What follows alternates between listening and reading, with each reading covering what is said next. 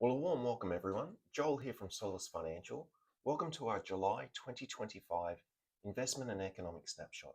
Let's take 5 minutes to unpack what's been happening in markets and what it could mean for you and your money. July was a strong month across global and domestic equity markets. Investor sentiment improved thanks to clearer direction on US trade tariffs, and company earnings held up well. Commodities rallied and bond markets stayed relatively stable as central banks took a wait-and-see approach. Here at home, the ASX 200 rose 2.9%, bringing the year-to-date return to 6.6%.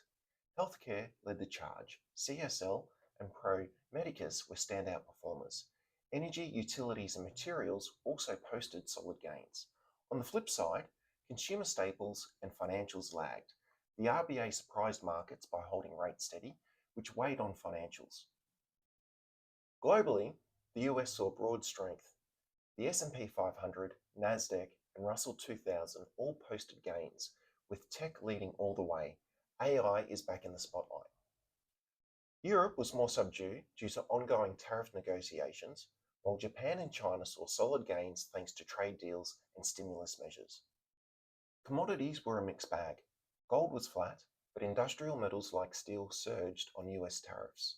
Gold spiked mid-month before retreating. Oil jumped 6.1% on geopolitical tensions between the US and Russia. Bond markets were steady. US yields stayed range-bound, while Australian yields ticked slightly after the RBA held rates. The RBA kept the cash rate at 3.85%, citing easing inflation, but also noting global uncertainty and a tight labour market. Unemployment rose slightly, but inflation moderated, setting the stage for a possible rate cut in August. In the US, trade deals and tariffs are reshaping the economic landscape. The Fed held rates steady, but weak job numbers have markets pricing in potential cuts later this year.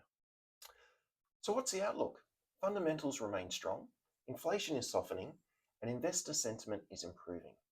But policy uncertainty and geopolitical risk means we need to stay flexible and have the ability to pivot. At Solace Financial, we're here to help you navigate these shifts with a strategy grounded in fundamentals and tailored to your goals and objectives. If you've got a question of how these developments will affect your portfolio, reach out, make sure your investments are working for you. Thanks for watching, and we'll see you next month.